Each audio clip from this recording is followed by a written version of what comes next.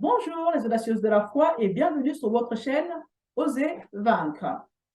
Aujourd'hui, nous allons parler des 3 œuvres du Saint-Esprit. Et pour cela, je vais lire 3 passages bibliques afin de poser un fondement. Donc, je vais donc commencer par le livre de Jean au chapitre 3, versets 1 à 7. Or, il y avait parmi les pharisiens un homme du nom de Nicodème, un chef des Juifs.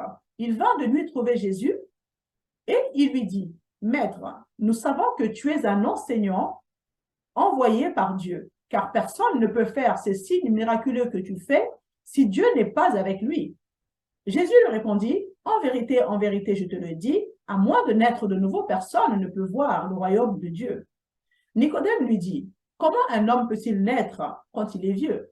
Peut-il une seconde fois entrer dans le ventre de sa mère et naître? » Jésus répondit, « En vérité, je te le dis, à moins de naître d'eau et d'esprit, on ne peut entrer dans le royaume de Dieu. Ce qui est né de parents humains est humain, et ce qui est né de l'esprit est esprit. Ne t'étonne pas que je t'ai dit, il faut que vous naissiez de nouveau. » Lisons maintenant Matthieu 3, versets 11 à 14. Donc, il s'agit ici de Jean-Baptiste qui fait cette déclaration dans le verset 11. « Moi, je vous baptise d'eau en vue de la repentance. » Je relis. « Moi, je vous baptise d'eau en vue de la repentance. Mais celui qui vient après moi est plus puissant que moi, et je ne suis pas digne de porter ses sandales. Lui, il vous baptisera du Saint-Esprit et de feu. » Et enfin, Luc, chapitre 4, à partir du verset 14. Jésus, revêtu de la puissance de l'Esprit, retourna en Galilée et sa réputation gagna toute la région. Il enseignait dans les synagogues et tous lui rendaient gloire. Jésus se rendit à Nazareth où il avait été élevé et conformément à son habitude, il entra dans la synagogue le jour du sabbat. Il se leva pour faire la lecture et on lui remit le livre du prophète Ésaïe. Il le déroula et trouva l'endroit où il était écrit « L'Esprit du Seigneur est sur moi parce qu'il m'a consacré par onction pour annoncer la bonne nouvelle aux pauvres. Il m'a envoyé pour guérir ceux qui ont le cœur brisé, pour proclamer aux prisonniers la délivrance et aux aveugles le recouvrement de la vue, pour renvoyer libres les opprimés, pour proclamer une année de grâce du Seigneur. » Alors, à partir de ces 3 passages de la Bible, nous allons examiner 3 choses que le Saint-Esprit veut faire dans notre vie. Toutes les personnes nées de nouveau en Christ, du moins pour la plupart, désirent tout ce que Dieu a pour elles. Mais la majorité ne l'a pas à cause de 3 facteurs. Il y a l'ignorance, la désinformation et la doctrine des dénominations. L'apôtre Paul, qui est l'auteur de la plus grande partie du Nouveau Testament, il a fait à plusieurs reprises cette déclaration. À chaque fois qu'il écrit, souvent il commence par « Frères et sœurs, je ne veux pas que vous ignoriez » et après il continue son texte. Donc quelque part, Paul savait déjà à l'époque que l'ignorance allait être un vrai problème pour les croyants. Le deuxième facteur qui empêche les gens de recevoir ce que Dieu a pour eux, c'est la désinformation. C'est-à-dire que vous n'avez pas les bonnes informations pour pouvoir vous approprier ce que Dieu a pour vous. Et enfin, le troisième facteur, ce sont les doctrines de dénomination, car elles ne proclament pas toutes le plein conseil de la parole de Dieu. Elles choisissent et sélectionnent en quelque sorte ce qui doit être prêché. Il y a une certaine dénomination, par exemple, qui enseigne que les miracles ne sont plus d'actualité, que les miracles se sont arrêtés du temps des apôtres. En d'autres termes, Dieu a changé. Il n'est plus le Dieu des miracles. Voilà. Si vous avez été élevé dans une dénomination religieuse, vous avez certainement été imprégné des doctrines dans lesquelles ils se sont spécialisés et qui sont maintenant ancrées en vous. Mais vous êtes peut-être aussi passé à côté de doctrines vraiment importantes parce que votre dénomination ne les enseigne pas. Donc, la solution à tout cela est simplement d'étudier la parole parce que tout ce que Dieu a pour nous a déjà été écrit. Amen. et on nous dévoile ce qui a été pourvu pour nous et tout ce dont nous disposons. Donc, tout est dans la Bible. Tout ce que vous avez à faire, c'est de lire et d'étudier la Bible. Le Saint-Esprit est là pour vous éclairer. Amen. Beaucoup d'autres personnes ont parfois des blocages concernant le baptême du Saint-Esprit, ainsi que les dons de l'Esprit, à cause des fausses doctrines qu'elles ont reçues. J'ai des sœurs chrétiennes autour de moi qui ne veulent pas entendre parler du baptême du Saint-Esprit. Le parler en langue, non, c'est hors de question pour elles. Alors que le Seigneur Jésus, quand on lit le livre de Jean, chapitre 14, 15, 16, il parle de l'importance de cela. Donc, si lui qui est Dieu dit à ses disciples, attendez, n'allez nulle part sans avoir reçu ce baptême, pourquoi devrions-nous avoir peur du baptême du Saint-Esprit? Bref, il y a 3 choses que Dieu veut que chacun de nous puissions expérimenter avec le Saint-Esprit.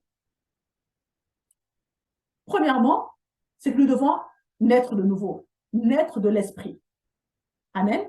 Deuxièmement, nous devons être baptisés de l'Esprit. Et troisièmement, c'est le point qui est le plus négligé dans les églises, c'est que nous devons manifester la puissance de l'Esprit. Concernant la nouvelle naissance, nous l'avons lu dans le chapitre 3 de Jean, lorsque Jésus parle à Nicodème. Nicodème est une personne pieuse, docteur de la loi. C'était un homme des pharisiens. Et à l'époque de Nicodème, les pharisiens étaient en quelque sorte des gens de la parole. Je veux dire, pour eux, c'était la parole autour de la taille, la parole autour de la tête. C'était la parole avant tout.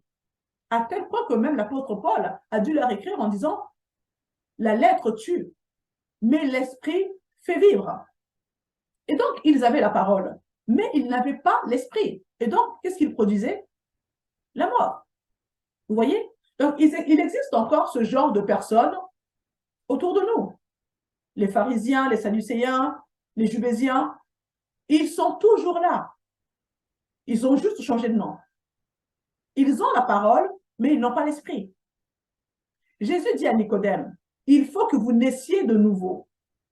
La réaction de Nicodème, pendant qu'il discutait avec Jésus, il dit, mais comment un homme peut-il naître quand il est vieux? Peut-il une seconde fois entrer dans le ventre de sa mère et naître?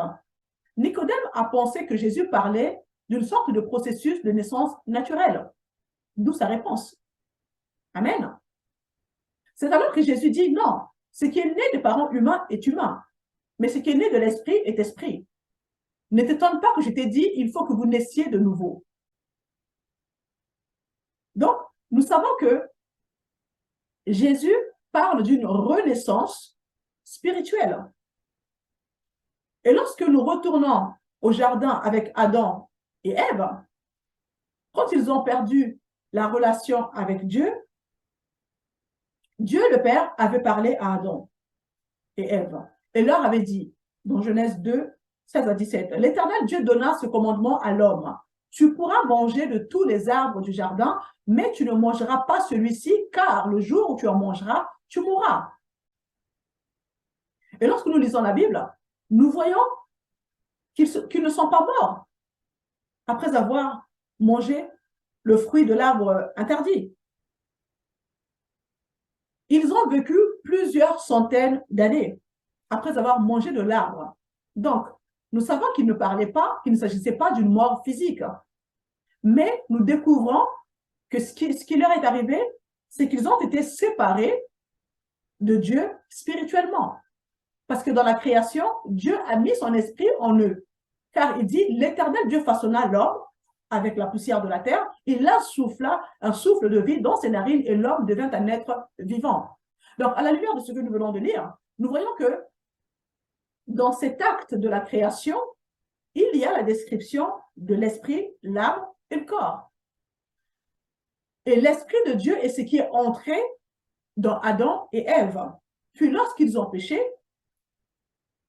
l'esprit de Dieu s'est séparé d'eux. Il ne les a pas quittés, mais il s'est séparé d'eux ce qui a été reconnu comme étant une mort, une séparation, ce que nous appelons la mort spirituelle. Donc, c'est donc l'état dans lequel chacun de nous est arrivé dans ce monde, c'est-à-dire spirituellement mort. Ce qui signifie que notre esprit avait été séparé de l'esprit de Dieu. Ainsi, ce qui se passe dans la nouvelle naissance, c'est que l'esprit de Dieu est à nouveau réuni avec notre esprit. Parce que notre esprit a été recréé du fait qu'il avait été déconnecté de Dieu à cause du péché. C'est donc grâce à ce que Jésus-Christ a fait sur la croix que nous pouvons de nouveau nous reconnecter à Dieu. Il faut que vous naissiez de nouveau, nous dit Jésus. Votre naissance spirituelle devrait être aussi réelle que votre naissance naturelle. Cette expérience devrait vous marquer dans ce sens que, à un moment donné de votre vie, vous avez connu un changement. Vous êtes passé des ténèbres à la lumière, de la mort à la vie. Vous êtes devenu une nouvelle créature en Jésus-Christ. Si quelqu'un est en Christ, il est une nouvelle créature. Les choses anciennes sont passées et toutes choses sont devenues nouvelles. Amen. Donc cet événement devrait tout de même être assez significatif pour vous, du moins si vous êtes passé par là. Certaines personnes vous diront, non, mais moi j'ai toujours été chrétienne depuis toujours. La réponse à cette affirmation est non, c'est faux. Pourquoi? Vous devez être recréé dans votre esprit, devenir une nouvelle création en Christ. La Bible est claire là-dessus. Nous étions tous spirituellement morts. Nous devrions donc arriver à accepter Jésus et à nous transformer, à devenir une nouvelle créature. Cela concerne tout le monde. Amen. Donc, la nouvelle naissance ne passe pas par un quelconque aspect religieux. Il s'agit de connaître Jésus et d'avoir la transformation. La nouvelle naissance vous a qualifié pour vivre la vie de Dieu sur terre. Vous ne pouvez pas vivre pour Dieu si vous n'êtes pas né de nouveau. Mais le baptême dans le Saint-Esprit ou le baptême du Saint-Esprit est la puissance qui vous permet de la vivre. Et ensuite, dans Acte 1, verset 8, Jésus recommanda à ses disciples de ne pas s'éloigner de Jérusalem, mais d'attendre la promesse que le Père avait donnée. Et nous lisons dans Acte 1, 8, « Mais vous recevrez une puissance lorsque le Saint-Esprit viendra sur vous. » Donc, si nous regardons ce qui est vraiment communiqué par ce mot « puissance », cela signifie que vous recevez la capacité. Vous devenez capable, apte. Mais alors, apte à faire quoi? Vous recevez la capacité de Dieu pour faire tout ce que Dieu vous demande de faire. Amen. Donc après, nous voyons également qu'après le baptême d'eau de Jésus, celui-ci n'a pas fait de miracle avant d'être baptisé du Saint-Esprit. Vous comprenez? Il vous faut absolument ce baptême pour être capable d'être au service de Dieu. Voici le point qui est souvent négligé, le baptême du Saint-Esprit. Nous avons besoin de la puissance du Saint-Esprit. La capacité de Dieu doit être manifestée dans notre vie. Amen. Il est dit que Jésus était rempli du Saint-Esprit. Il fut conduit par l'Esprit dans le désert et fut revêtu de la puissance de l'Esprit. Et c'est qu'alors qu'il a commencé à démontrer la puissance de Dieu. Jésus était le Fils de Dieu depuis sa naissance, mais il n'a pas fait de miracle, il n'a pas donné d'enseignement puissant jusqu'à ce qu'il reçoive le baptême du Saint-Esprit. Alors, à combien plus forte raison nous? Il est dit qu'il était revêtu de puissance. Jésus a cité le prophète Ésaïe et a dit « L'Esprit du Seigneur est sur moi parce qu'il m'a consacré par onction. » Et donc, cette puissance habilitante, nous en avons besoin. Elle doit être démontrée dans notre vie. Amen. Et l'une des choses que nous ne voyons plus dans beaucoup d'églises, c'est la démonstration de puissance. Les miracles sont absents dans pas mal d'églises, pour ne pas dire dans plusieurs églises. Les croyants qui représentent l'église de Christ, cette puissance est absente également chez beaucoup. L'église a perdu de sa puissance. C'est une réalité. Voyez-vous, C'est cette démonstration de puissance qui a attiré Nicodème vers Jésus. Il dit, nous savons que tu es un enseignant envoyé par Dieu, car personne ne peut faire ces signes miraculeux. Vous comprenez? Donc, tout au long des Écritures, c'est ce qui a identifié les disciples. C'était les signes, les prodiges, les miracles. Aujourd'hui, ces faits sont rarissimes. Et pourtant, c'est ce qui convainc les gens que Dieu est vivant. Dieu a-t-il changé? Nous lisons dans la Bible ce passage qui dit que Dieu est le même hier, aujourd'hui et éternellement. Alors, pourquoi ce manque de démonstration de puissance dans l'Église ou au milieu des croyants en Jésus-Christ? Nous avons besoin de voir une démonstration de la puissance de Dieu. Et cela peut se faire uniquement à travers nous qui croyons en Christ. Vous savez, être témoin de Jésus-Christ consiste à manifester les signes, les miracles et les prodiges. Il ne s'agit pas d'aller accoster des gens dans la rue et leur demander de croire en Jésus-Christ. C'est pas ça, être témoin de Jésus-Christ. Souvent, on nous a fait croire cela dans l'Église. Une fois qu'on a été baptisé d'eau, ok, maintenant, tu es équipé pour aller évangéliser. Donc, tu dois être un témoin de Jésus-Christ. Va voir les gens dans la rue, parle-leur de Jésus et tout ça. Ce n'est pas ça. Être témoin de Jésus-Christ, c'est pas ça. Bibliquement parlant, c'est pas ça. Bien sûr, c'est important de parler de Christ autour de nous, de témoigner de la vie de Jésus-Christ, de ce qu'il peut apporter dans la vie des gens autour de nous. Oui, c'est important, mais ce n'est pas ça, être témoin de Jésus-Christ. Lisez les Écritures. Être témoin de Jésus-Christ se passe par le fait de démontrer les miracles, les signes et les prodiges. Et cela suffit pour convaincre les gens et les attirer à Christ. C'est ça, être témoin de Jésus-Christ. Mais malheureusement, on a perdu la puissance. Clairement, de nos jours, l'Église est devenue un lieu où on se retrouve tout simplement. Je risque de vous choquer. Hein. C'est un lieu de rassemblement où on chante 3 chants rapides, 3 chants lents, les annonces, l'offrande, le petit message, et ensuite tout le monde va au restaurant. Chacun va à ses occupations. Et ça s'arrête là. On ne s'attend plus au miracle. C'est pas normal. C'est devenu une routine, en fait. On est là, il n'y a rien de particulier qui se passe. On ne s'attend pas au miracle, les paroles de connaissance, les paroles de révélation. Il n'y en a quasiment pas, c'est absent dans l'Église. Et on rentre dans ce moule et on trouve ça normal. On évolue là-dedans, on vit des miracles de façon sporadique. Du genre, Dieu nous visite de temps en temps. Amen. Alors qu'il demeure éternellement en nous. Jean 14, 16. Nous avons besoin de la puissance, de la démonstration de cette puissance dans notre vie. L'apôtre Paul dit, ma parole et ma prédication ne reposaient pas sur les discours persuasifs de la sagesse, mais sur une démonstration d'esprit et de puissance. Dans certaines églises, on interdit même le parler en langue. Les responsables de ces églises disent croire au baptême du Saint-Esprit et au don de l'Esprit, mais interdisent aux dons d'opérer le dimanche matin. Ils prétendent que les démons pourraient parler à travers les gens. Donc, interdiction de parler en langue. Voyez-vous comment nous exaltons Satan et ses démons au-dessus de la parole de Dieu? La crainte des démons prend le dessus dans l'Église. Mais c'est juste incroyable, quoi. Alors qu'ils sont édentés. Pas étonnant qu'il y ait un manque de démonstration de puissance dans l'Église. Résultat, beaucoup de croyants vont d'église en église. Pourquoi? Dans l'espoir de vivre les expériences que nous lisons dans les évangiles. Ça crée une frustration quand vous lisez les évangiles, les miracles et tout ça, et que vous ne les vivez pas, vous ne les voyez pas dans l'église où vous êtes. On a l'impression que c'est juste une histoire qu'on raconte et que voilà, ça reste une histoire. Mais non, Jésus est vivant. Il est venu faire sa demeure en nous. Et le même Saint-Esprit qui agissait en Jésus-Christ, qui accomplissait ces miracles, il est celui qui est venu habiter en nous. Donc, nous devrions également expérimenter cela.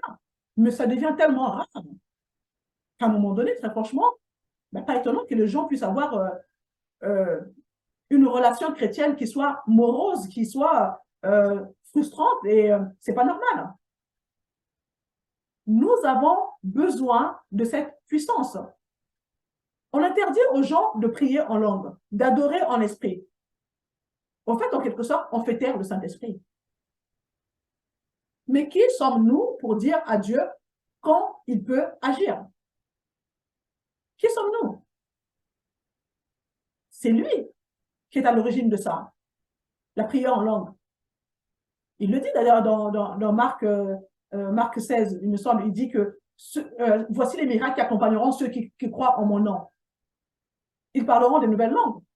Ça vient de Dieu, ça ne vient pas du diable. Vous comprenez? Nous devons simplement être ouverts et disponibles pour être utilisés de la manière dont Dieu veut nous utiliser. Arrêtons de transformer la parole de Dieu. Appuyons-nous simplement sur ce qui est écrit dans la Bible. Nous avons tendance à mélanger nos traditions, nos coutumes et toutes ces choses, nous les ramenons dans l'Église et ça crée d'autres doctrines. Et la puissance de Dieu n'est pas là. Revenons à la parole. Revenons à la parole. Amen.